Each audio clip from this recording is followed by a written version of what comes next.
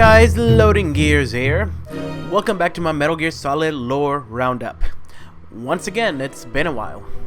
Alright, on the last videos we covered the monster that is Metal Gear Solid 5, the Phantom Pain, ending Big Boss's story. In this episode we will cover Metal Gear and Metal Gear 2. Yes, not Metal Gear Solid 1 and 2, but simply Metal Gear 2 Solid Snake. The first two Metal Gear games ever made, even though they are more than halfway into the story. Alright, Metal Gear was made in 1987 for the MSX2. The MSX2 was a home computer in Japan that was not released in America. For this reason, the version released in America on the NES a tidbit different, and by that I of course mean shitty.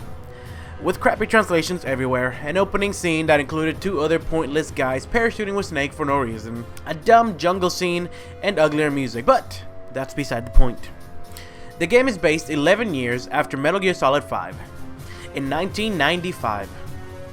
During this time, the Western countries had received intel about a new weapon of mass destruction being constructed deep within Outer Heaven. Outer Heaven was a small independent nation of mercenaries located in South Africa, much like the dream Big Boss had with MSF and Diamond Dogs. However, don't get too far ahead, because in 1995 Diamond Dogs had been disbanded, as far as we know, and the team that was sent to infiltrate Outer Heaven was none other than Foxhound, led by, once again, Big Boss himself. Confused? It's okay, you're supposed to be. Not only is there some fuckery going on here, but remember that Kojima had to fix Metal Gear Solid 5 into the already established story of Metal Gear. Anyways, the operative that was sent in was codenamed Gray Fox, one of Foxhound's best agents. He managed to infiltrate the first building of Outer Heaven, though failed his mission when he was captured, his last message being simply Metal Gear.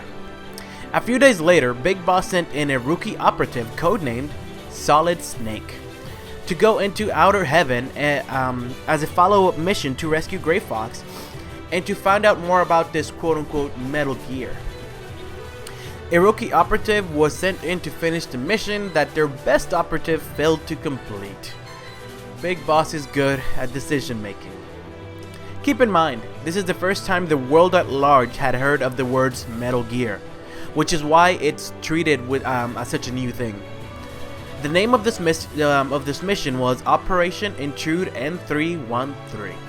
Yeah, remember that from the end of Metal Gear Solid 5? This is why it had significance.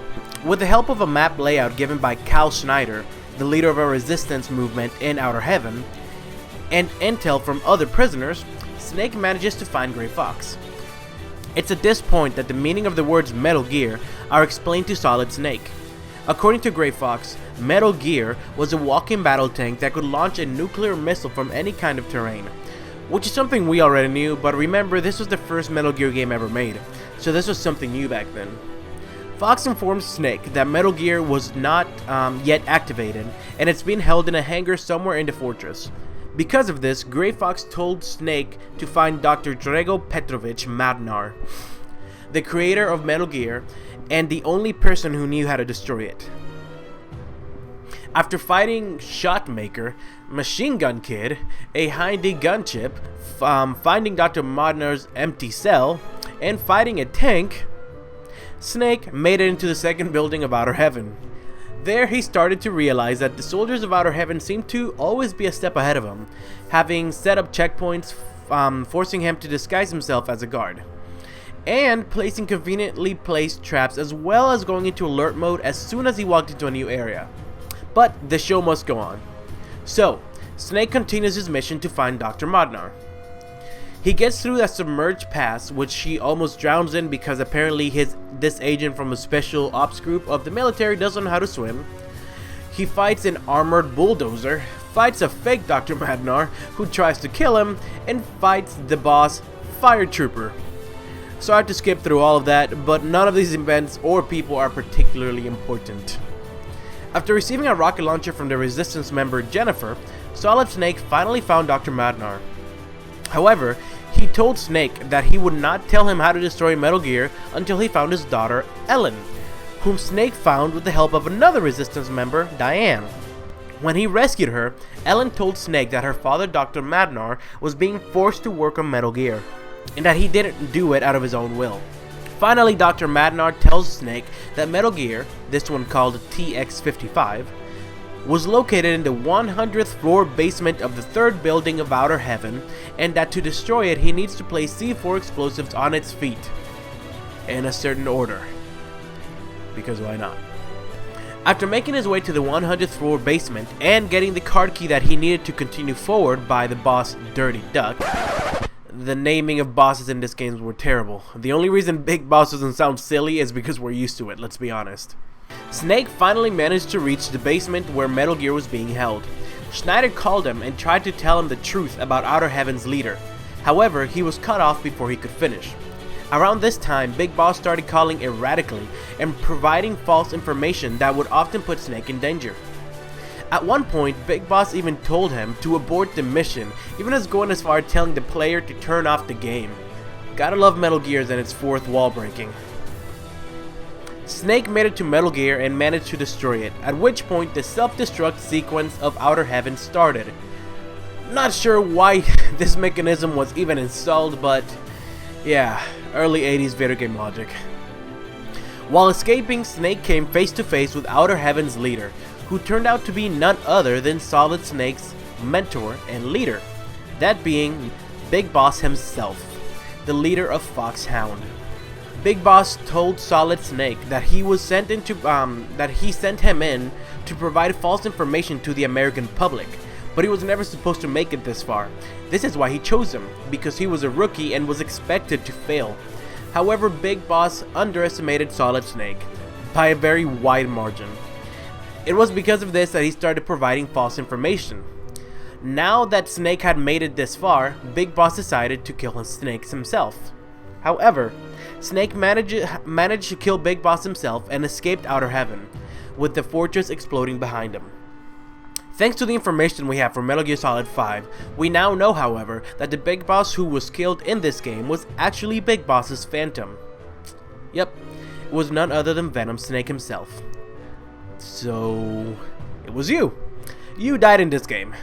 So Big Boss lives on. Enter Metal Gear 2 Solid Snake. This isn't really part of the main official story, but it's a cool fan theory I read that gives Phantom Snake more character and actually kind of fits into everything. It was the idea that the scene that we see Phantom Snake with the cassette tape at the end of Metal Gear Solid 5, when he puts it in, you see the MSX on the side, and all you hear is kind of like this weird electronic noise, and then you see Big Phantom Snake again in the mirror, all bloodied up with gunshots in the background. That could be near the end of this Metal Gear game, where Big Boss is giving him the direct orders to essentially die by the hands of Solid Snake, so that he could kind of be out of the picture and, you know, work on what he was going to work on next.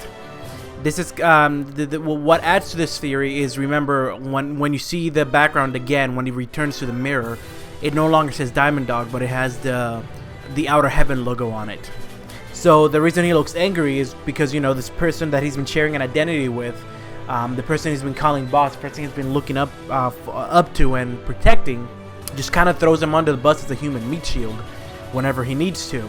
However, because of what Phantom Snake went through, this identity is the only identity he knows. So even if he doesn't necessarily want to do it, it's all he really knows, so he does it anyways. And that's why he punches the mirror and walks away angrily. The gunshots could possibly be Solid Snake approaching, fighting a soldiers or something. So I don't know, I thought it was a cool theory, and it gives Phantom Snake more of a tragic tale, if you ask me. So yeah, just wanted to share that with you guys. Anyways, on to Metal Gear 2 Solid Snake. Metal Gear 2 Solid Snake, again, not Metal Gear Solid, but Metal Gear 2 Solid Snake, comes out in 1990, 3 years after its predecessor. The game only exists because America attempted a sequel that was so terrible, one of its designers begged Kojima to give the world a proper sequel. But that's beside the point. Metal Gear 2 Solid Snake is based on 1999. By this time, the Cold War was over, and nuclear threat seemed a thing of the past. However, a small military nation, much like Outer Heaven, had formed in Asia. This nation was called Zanzibar Land. After its independence from Russia, it began attacking nuclear disposal sites, seizing the still intact weapons for itself, making it one of the few world's nuclear powers. This gave them a window to attack its more powerful neighbors despite its small size. Around the same time, Dr. Keo Marv bioengineered a new type of algae called oilix, which could be used as a cheap source of energy, just in time to remedy an incoming energy crisis. However, on his way to the USA to present the oilix, Marv was kidnapped by Zanzibar Land operatives. With this, Zanzibar Land planned on holding the world hostage by controlling the soon-to-be only viable source of oil and nuclear weapons.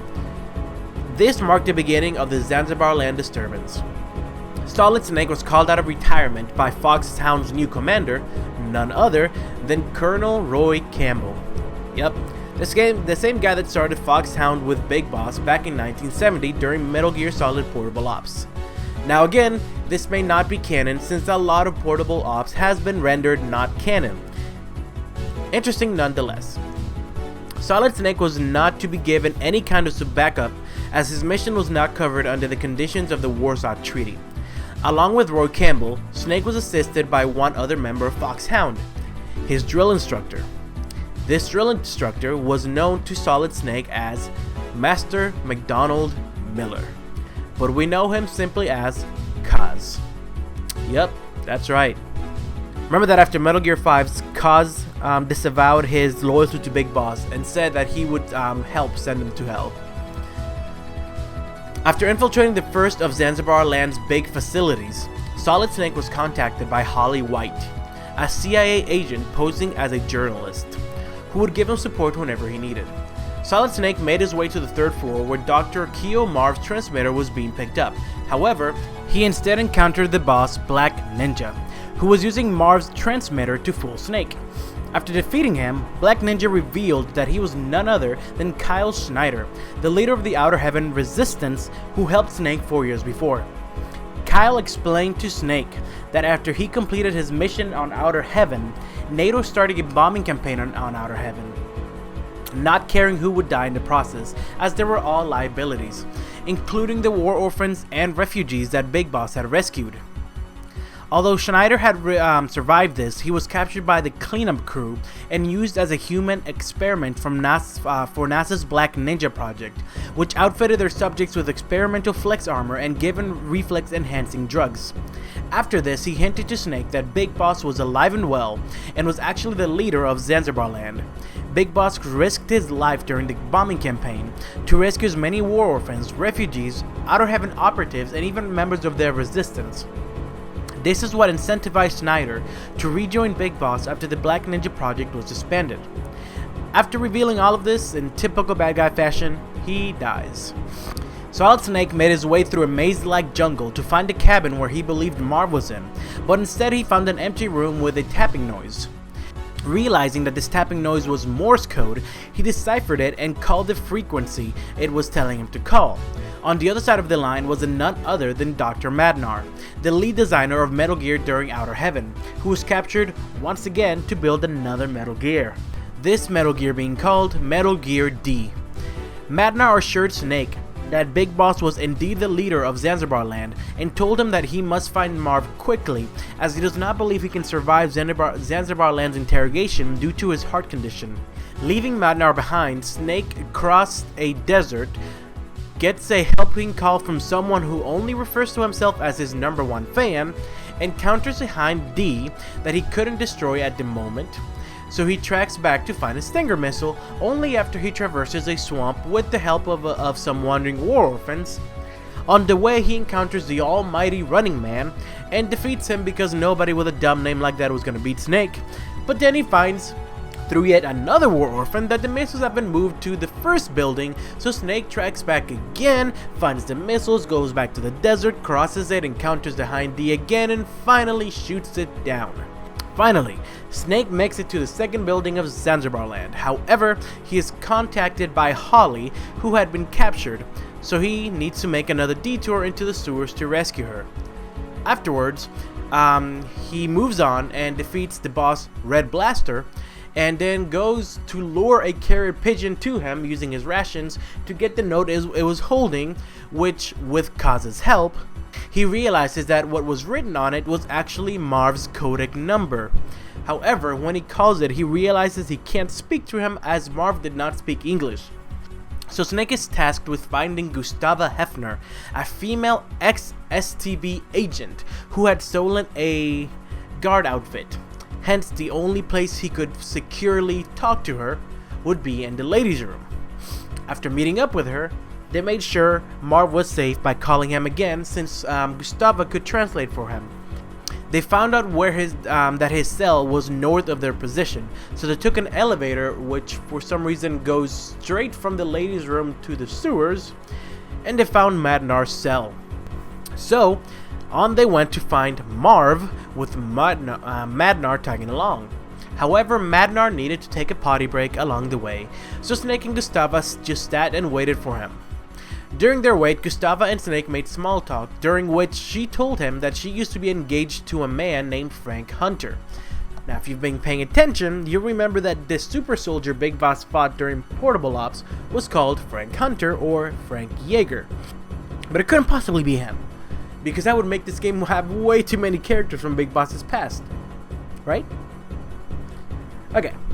Anyways, they reached the bridge which connected the two main landmasses of Zanzibar land. Madnar crossed safely, but as Gustava tried to cross, the bridge was blown up by the functional Metal Gear D, which was being piloted by none other than Gray Fox. This game is full of cameos. As Madnar was being taken by armed Zanzibar land guards, Gray Fox, having no ill will towards Snake, told him to leave Zanzibar land or he would have to kill him. Gustava gave Snake a brooch which can change shapes depending on the temperature it's in, and then dies, making Snake that much more determined to kill Big Boss and Gray Fox. Snake made his way to the other side of the bridge after backtracking some more and skydiving to the other side.